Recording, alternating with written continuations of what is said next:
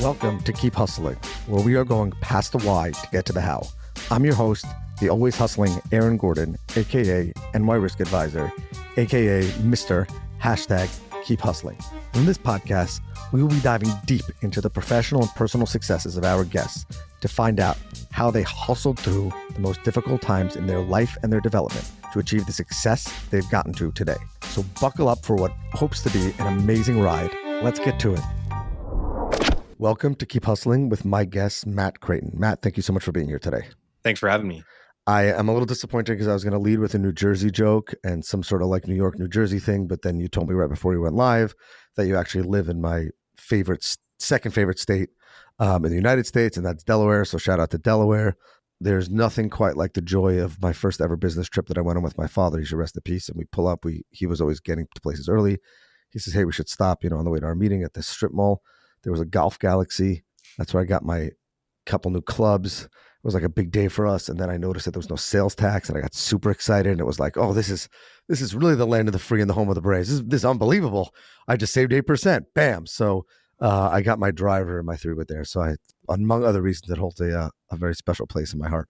I'll tell you, it is a thrill as a New Jersey native to walk into a store, particularly when we're talking about golf. To say that I'm an avid golfer would be incorrect, but I do enjoy golf from time to time, and it is a thrill to purchase a set of clubs or a driver, 3-wood, whatever you're doing, and not see that sales tax in there. So huge perk of having moved. It's like what's on the tag is actually the thing. It's unbelievable. It's like I know you're not doing the mental. It's a crazy world you live in. Yeah, it's a crazy world you live in. But I love it. As I mentioned before, I'm really excited to have you here for a couple of reasons. Your career has spanned, I'm going to get to what you're doing now, but in the last 14, 15 years, two main specialties, what I'll call specialties areas, actually, politics and education, or educating students or people on politics, or politics and educating. I don't know which one you would consider your first love and your second love, but I'm fascinated to know how that happened. Obviously, I think that what I have found is of the most passionate people about what they're doing, educators really have to feel that, especially today. But then being in education and deciding to advise politicians in a crazy world doesn't seem like something that the average educator would say, this is like really what I need in my life, or vice versa. So I would love to know about how you got there and the evolution, and we'll start there. Sure. Yeah, absolutely. So if we were talking in 2006 and you asked me what I wanted to do with my life, I would have told you I am dead set on becoming a teacher. I'm not really sure why I came to that hope for a career path, but I think some of it was, I was not the best student in high school, and I had some teachers throughout high school who really made a huge difference in my life, despite my shortcomings and sort of refusal to do homework and kind of that sort of thing, and all of the attendant issues that come along with ADHD and fun stuff like that. So nobody has ADHD; it's made up, totally made up. It's totally fake. Totally fake news.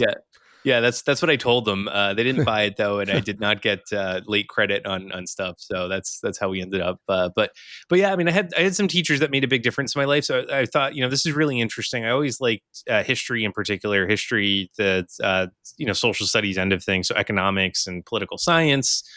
So that's what I went to school for. I went to school for history, history undergrad with a political science minor with an eye toward becoming a teacher. Ended up getting my master's degree in education, did the whole student teaching thing. And then what happened after that was sort of what I like to call a very quintessentially millennial story. So, somewhere in there, 2008 happened, right? Financial meltdown. And in New Jersey, where I was planning on becoming a teacher, there were tons of budget cuts for schools and school districts. So there weren't that many jobs. So a bunch of jobs got cut. So I came out of grad school having applied to hundreds of teaching jobs, Meanwhile, as I was going through the student teaching process, I really actually loved the act of teaching. So getting up in front of the room, talking about interesting topics, watching the sort of light bulbs go off in the eyes of the students, right, as they're sitting there thinking about different issues or thinking critically about history in particular. I thought that was a lot of fun. What I didn't find so fun, and this is not going to surprise you given that I wasn't great in high school, was all the paperwork and the standards and all that stuff. So in the back of my mind at that point, I was a little like, I'm not sure I really want to be doing this at this point. Like, I like some of it, don't get me wrong, but doing this full time, if I have to really, climb this steep of a mountain to even find a job to begin with, maybe I'll just start looking elsewhere and we'll see what happens. So that's what happened was, I was like, all right, you know what? I just got out of grad school, have to find some income. So I took the first job that came my way, which was doing some fundraising for the university I went to, which that sucked, right? So that was. I have a brother that basically does that for a living. It's brutal. So what they ended up doing is they hired two of us, right? Myself and a guy from the other. So my school had two campuses, and they hired both of us. And our job was to connect with young alumni. So as you can imagine, in the aftermath of the 2008 financial crisis, huge, deep pockets. Yeah, no student loans to speak of, right? Yeah. So a lot of disposable income. And so we sat in this closet of an office, making phone calls all day, basically being told to do all sorts of creative things to ourselves in response. Jump out windows, and you get the point. So people were very creative, so I handed it to them, and I cannot blame them for exercising some of that creativity. But so then, predictably, it didn't work out because we raised no money because nobody wanted to give money, and all this stuff that we were. So they basically were like, "You're laid off after 10 months." The board of trustees had enough. They're like, "This isn't working. You're laid off." I'm like, "Oh, damn! I don't want to do that again." So I had this crazy idea that I enjoyed politics. I thought it was interesting. In grad school, I had been a graduate assistant, so I'd worked at a public opinion polling institute called the Public Mind Poll, where they measure attitudes about different policies or public figures, government figures. And I really like that. I really like trying to figure out what makes people tick, what contributes to their political opinions, beliefs, political behavior. So like, oh, this is interesting. Let me just become a political consultant, which is insane. Now that I say that out loud and tell the story 14 years later, it sounds absolutely insane. But if fundraising doesn't work, I'll just become a political consultant. I'll just go ahead and do this thing. So it's either that or becoming a doctor. I know. Well, yeah, exactly. I'll just be a doctor. We'll practice out of a dark alley or something. And so that's kind of what it felt like, though. It's like I had no experience other than the academic experience to speak of in that space. But I was just like, you know what? I think it was youthful delusion probably. And I just kind of let it rip. So I was able to find one or two clients, which kind of brought me to that point, which I was lucky. And we ended up winning one of the races, which was unexpected. But the real trick was, I was like, what would they trust me to do? Seeing as I have no experience, but I am young and social media is just starting to become a thing in campaigns. So I'm like, I'll do your social media. So I found a couple campaigns that were willing to take a chance on me. And they're like, oh yeah, you are young. You must know how to use Facebook. I'm like, yeah, I do. I sure do. My SEO skills. I'm legend. Exactly. Before ChatGPT, by the way. Total legend. Yeah. So yeah, I got hired to do those campaigns and I kind of met people, kept networking, and it snowballed into a real business where, we've done a lot of work in politics from the local level on down to, or on up to the presidential level in 2020 and everything in between. And then have done a lot of work in the corporate space, crisis management, public affairs, so public policy type stuff. So it's been a varied and interesting 14 years, not without, its challenges, but it's been interesting. So that's sort of how I arrived at politics. To answer your question it was part passion and interest, part youthful insanity, delusion, and somehow made it work. So, and here we are today. I love that youthful ignorance. I miss that. There's a lot to unpack there. There's one very important thing that I want to point out that you said, which I think is so true. I too was not a great student. I was not the favorite of educators, but I think and I've spoken to my friends about this and my siblings. My wife was an incredible student, yet the teachers that had and the educators that had the greatest impact on me had a greater impact on me personally than on the ones on her. Meaning, I think that when you're a great student, and this is not knocking that, I think everyone should be a good student. I think that if you're going to be in school, and especially if you're going to pay for it or someone else is going to pay for it for you, you should be in that 110%. So I'm not advocating for people not taking their education seriously. But when you're so focused on the book, the individual has less of an opportunity to impact you. And I've mentioned some of the educators that had a great impact on me before. I had a 5th grade teacher who, to this day, Ms. Ginsburg, she was amazing. My friends who listen to this podcast know, I've quoted her character when no one's looking very, very often. I had a teacher in 10th grade that failed me in English literature. And I voluntarily took him again in 12th grade, just so that I could pass with him, show him Dr. Gaylord, and I've actually run into him on the subway, and hopefully he's listening. Dr. Gaylord, you're the man. I remember it. Heart of Darkness. We got a lot there. But I just think that, especially now when education gets such a difficult rap and everyone's questioning it, and I'm not here to talk about the validity of that, but I think that if people just allow those who are willing to give of themselves to impact them, whether it's with information or with life lessons or just with plain old random inspiration, I feel like the world would be a better place. And I think that that's really what we need to get off my soapbox. But I think that education is super important there. And it's just funny how I feel the same way you do about education. I'm not crazy enough to think that I should go back into it, because that definitely wouldn't happen. But just the impact, and if you think about that, then you think about the impact that you can have on other people. You said the people who had an impact on you, you actually didn't want them to impact you. You hated being in their classroom, for lack of a better term, right? So I think that that's pretty amazing. I there's a lot that I want to ask you, and I don't want to get too personally political, but my father, he should rest in peace, would not be happy if I didn't ask you this question. Sure.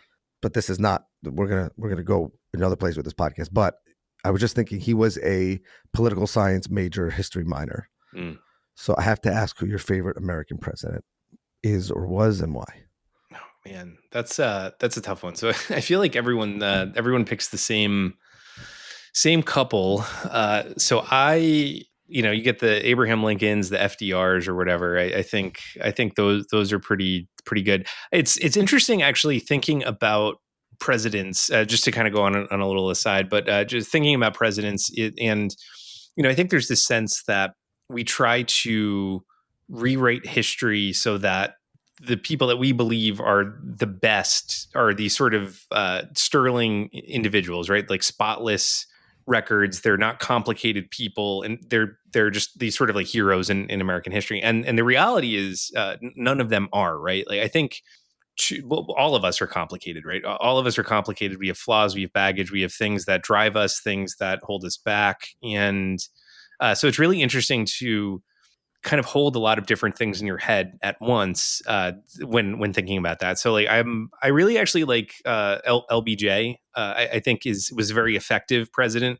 Very complicated guy though. I think not someone that I would want to be friends with or even get a beer with. I mean, there was a whole story about how he used to invite people over to his ranch in Texas, and he would get hammered, right? So he had these dinner parties. He would get hammered.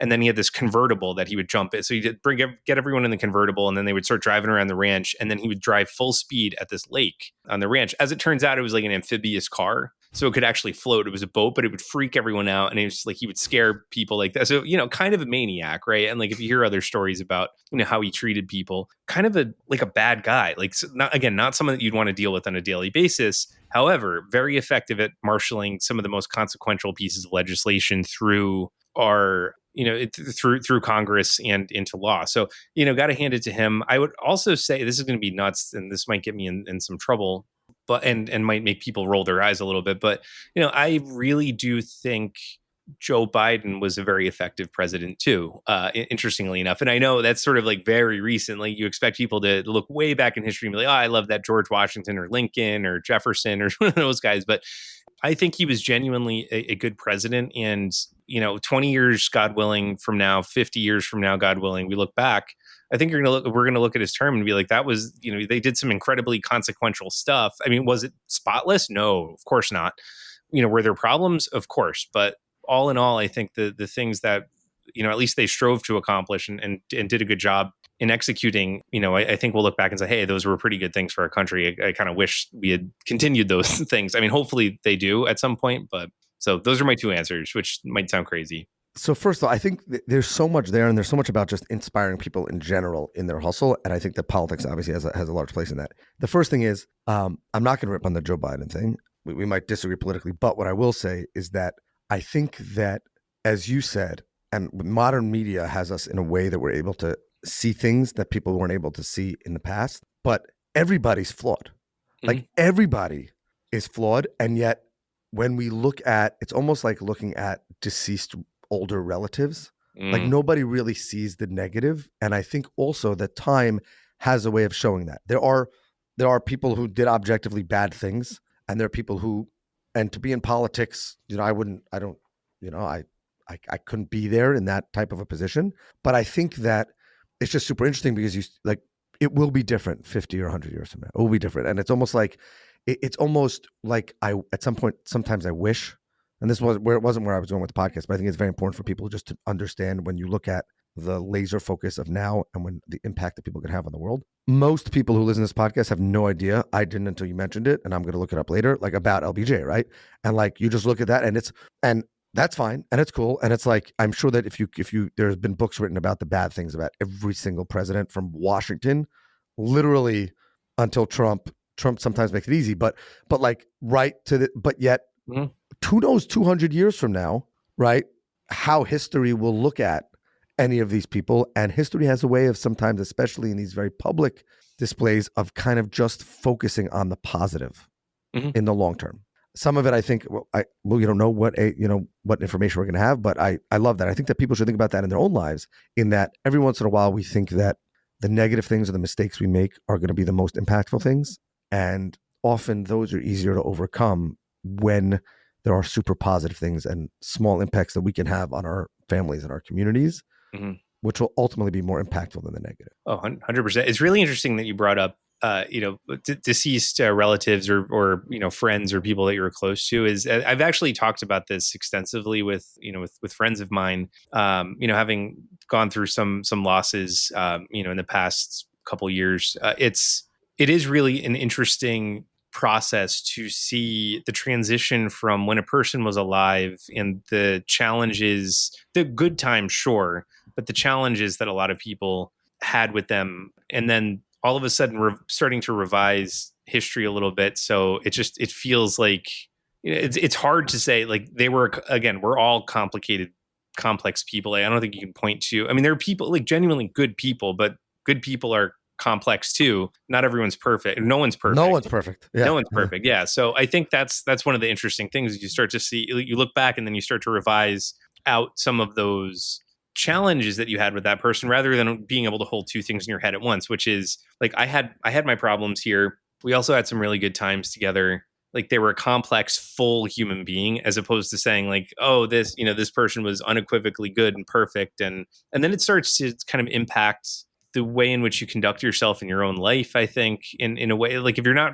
kind of realistic about those things, it impacts your own ability to self-reflect or the relationships that you have with people today when they're alive, where, it's a fascinating thing. And I think we do that a lot with history, is we look for the things that we most feel will confirm our viewpoint of a particular thing, right? Like that, they did X, like one but thing. 100%. But I also think, first of all, I love that. And I think that that's what makes us have positive memories. And I want to be clear, like, if there's listeners out there that have had probably very bad interactions with people in their life and they should delete them and they should be looked at as evil, I'm not saying that, but like, one of the things I'm excited to see is in our lifetime and in my recent lifetime, my adulthood, like, there have been polarizing presidents. Like, the last two presidents, super polarizing on both sides. Yet I would love to hear, God willing, my grandchildren one day, when they read about, the politics of this time, something tells me that what they're learning about in their American history class is going to sound vastly different than what we're hearing right now. The way that the history books are written and the way they view those things. Like, I find it fascinating. I think about even just like in my lifetime, how the presidents have become. But anyway, I don't want to dwell too much on presidential politics, but I find it fascinating. Yeah. I have to ask you one very, very important question. Sure. Education, politics, and now focusing on leadership and building the next generation of leaders, or trying to help form that and those people. Why? And I think I know why. So I want to just focus on more how. The world is so broken. And maybe that's the best time to put it back together. But like, that's crazier than going into than social media and politics in 2007 or 8. Mhm. But I love it and we need it. So Yeah. why and what and how and Yeah, I think the answer to that, I mean, there's a lot there. So I think that the first piece is, and it kind of does go back to we're all complicated, complex human beings. And I think as a public, we have developed this picture of leadership that caters to soothing our inability to sit in uncertainty and discomfort as a society, right? So we look to people who are compelling, charismatic, who can deliver the speech, who can tell you, I alone am going to fix this for you. It's a very compelling thing. And you look at studies, right? We've done a lot of polling and focus groups in our political work where in times of uncertainty, right? If you have like if you're in a recession or a time of war or some other type of conflict, that you look to leaders who are perceived to be strong and exhibit those traits of a strong leader. The problem is that those traits do not always translate. In fact, I would say rarely translate to people who can engage in the substance of leadership. When it comes to bringing people along and marshaling people along toward a shared purpose, I think it's great to open the door with the soaring rhetoric and the charisma and all of those things. And I think we have this picture of leadership that isn't compatible with, okay, when the rubber meets the road, how do we actually get these things done? How do we motivate teams? How do we make sure that our teams are valued in those ways? So I think we've seen that delta over our work, working in politics. So we've worked with a lot of different leaders and a lot of well-intentioned people, great people, talented people who have great ideas on policy, who have done objectively great things in office. The interesting thing is, like, we've been brought in historically before my partner Molly and I started M2 Aspire, which is our leadership development venture. Is we were brought in primarily to work with people on like what to say, like in any given situation, right? So creating advertising that advertises a candidate or a brand or an executive, figuring out what they should say in an interview or channeling what they're already thinking into a compelling message. The problem is a lot of them aren't in the right mindset to even deliver that, right? Like, so you miss the foundational work. It's like building a house, right? It's almost like trying to frame out a house where you never even poured the concrete. Yeah, but do you believe that can actually be taught? Meaning, the reason why I say that is like, I'm just going to go back to presidents because I don't know why. I guess I'm just driven talking about this. But like, I'm from New York. We discussed this. No, we're going to put my ripping on New Jersey aside. I grew up in Manhattan. I remember it. I remember 9/11. I remember it. I can tell you minute by minute, second by second, exactly how it went.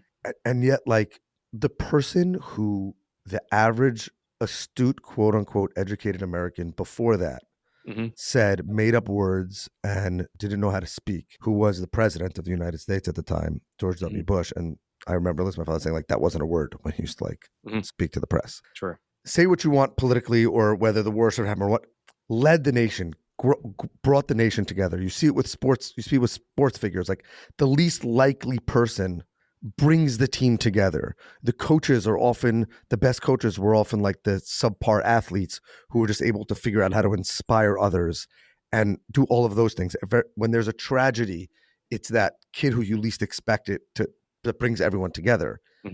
And so is it that stuff can never be taught? So we try to teach the average business owner how to be a better than average leader, but knowing that there's no way to predict what's going to happen in that moment of crisis. Or like, I'm just thinking about like crazy things. Like when I was in high school, there was a kid who had I don't know why this just came to my mind, but this kid who had a major heart issue.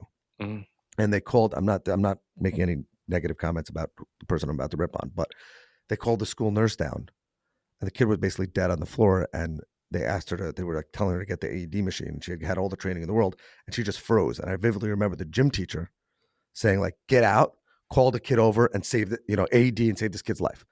She was trained. He wasn't. He jumped into the fire. She froze. That's not a knock on her in any way, because you can't put someone in that situation because you'd have to have a dying person in front of them. So how do you get to that versus what you can train for, what you can prepare for? Yeah, I mean, I think there's a lot there. So I think one of the things that we're looking at is there are some folks who are really good at the nuts and like the actual content of leadership. So the guy who runs and gets the AED, and saves the kid's life, right? Like that is someone who I think nuts and bolts, really good with leadership, but maybe is not the most compelling speaker, for example, or most compelling or charismatic person, but just a guy who was ready in that split second to go jump into action. Same thing with George W. Bush during 9/11, or Rudy Giuliani, if you want to take a look at him, is God, I that love that guy. he's definitely an interesting character. Yeah. So I think Again, we it's have, I just want to say, like, yeah, that's a great example we were talking about before. Like, yeah, delete the last 10 years, hmm people would have named their kid Rudy yeah, after yeah. him. Yeah, it's like, it's just, but I don't want to get into that. But it's just, that's an amazing statement about, what ends up happening to people. But, and why I never go into politics, by the way. Oh yeah, for sure. Yeah, I mean, I think we have a hard time, and so credit where credit is due, right? Like I think in those moments, there are people who approach it with the best intentions they have access to, right? So George W. Bush, for example, I think may not agree with. I mean, Grant, like, I certainly did not agree with much of his policy on anything. I mean, again, in retrospect is, hindsight is 2020. So you look back and he's looking pretty good, I think, in terms of, Republican politics at this point. But, I think he personally approached things from a sense of compassion, not always eloquently, but compassion and a love for the country. Like, I think that was forefront in his mind. I love America. I love this country that I've been chosen to lead. And I, albeit imperfectly, take that responsibility seriously. Now, how we move forward and do that, completely different question. So I do think intent, right? Intending to do the right thing is incredibly important, starting there. The problem is, like, if you look at the rest of his term after that, things turned into a bit of a disaster, right? Like, I think looking back, you could look back at the Iraq War, and this is really not like much of a partisan position, because you could look at these, ask a lot of Republicans today who are very anti-war because of this, is it just wasn't necessary to do that. So right. So I want to drill down on exactly that, because it's almost like and this is really where I want to focus on leadership in the last few minutes we have, is that in the moment of rising to that unpredictable leadership moment, right? That the house is on fire and we need someone to jump into action. It was almost like perfect. Mm-hmm. But yet then when you have to, when the person who is so good at that has to think about the leadership moment and tries to actually plan it, sometimes it goes awry. Whereas sometimes the people that are the best at planning the leadership moments can't deal with the unpredictable ones. So I guess my question to you is, as a person who's training the next generation of leaders or trying to inspire the next generation, which one do you focus on and how do you do that? Knowing that usually the personalities that are good at the planned aren't great at the chaos, and the ones that are good at the chaos aren't good at the plan. So I do think you could actually teach it. It's just a matter of willingness coming to the table, right? So if you have a leader who's good at one thing or the other, and they at least have some sense of their blind spots as a leader, I think that is an incredibly powerful thing, and you can coach through that. In fact, we have coached through that, right? We've worked with plenty of people in the political sphere who struggled to maybe even do some of the nuts and bolts of leadership, and vice versa. People who are really good at the policy and the nuts and bolts and the understanding the moving pieces, and they have offices, staff in their offices who are very, very happy with their boss, but their boss just publicly can't deliver the message. Maybe there's a little bit of a lack of charisma, or they just haven't found their voice yet, right? So I think in both scenarios, both of those things are coachable as long as you want to be coached, right? So I'm not under any illusion that we can walk into a room with someone who fundamentally is resistant to the whole thing. They don't want to be coached. You think you know everything. Those are not people that I think we can help. They're going to be out there no matter what. And some of them may get into leadership positions, but I think the more that we talk about the traits that make good leaders, both from the public facing piece of it, right? So being able to compel people and to have these sort of authentic messages that resonate with folks, that's important. But then also being able to do the nuts and bolts of leadership, not getting bored of the part where you actually have to do the work and implement the policy or implement the new culture in a workplace or deal with staff issues or whatever it is you're dealing with in a business context. Those people are going to get into positions of power. But I think the more that we talk about the good things, the traits that make really good leaders on both of those sides of those equations, and actually reassessing our entire perception of what leadership means. Because again, I think and we've seen this again in our polling and some of the focus groups that we do where we talk to folks, it's like you look for strength, you look for charisma. That's what people think about leaders. And I think the more that we can disabuse and have a conversation of, yes, but then there's a next step, which is actually doing the thing, right? And doing it in a way where you have integrity, clarity, and are true to values. I think that is what we need to do as people who have platforms or have the ability to talk about these things. Like I think the more we talk about it, it just gets people thinking, oh yeah, maybe there is something missing, right? Maybe leadership, it aren't the guys that you see on social media, right? Like you see this, the influencers running these seminars, and no offense to them, they've been pretty successful in selling that part of it. But at the end of the day, like a lot of times you hear it's like, well, it's pretty hollow though. Like once you talk to some of the people that have done the seminars or staff, it's like there are issues there. So it's I think we get this idea, like we conflate leadership and success, leadership and platform, leadership and loudest voice, and that's not it, right? Leadership is, again, in my view, the ability to lead people with a common purpose, with a clear voice, authentically, and in a way that is true to values, true to your stated values. And I think if you can do that, that makes you a great leader. And everyone's going to do that in a slightly different way too. I mean, again, you can't make someone who's not naturally, like, doesn't have comedic timing. Like you cannot turn that person into a stand-up comic probably, but you can help them speak in an authentic voice that works for them. Where they don't need the comedy because they're leaning into their strength.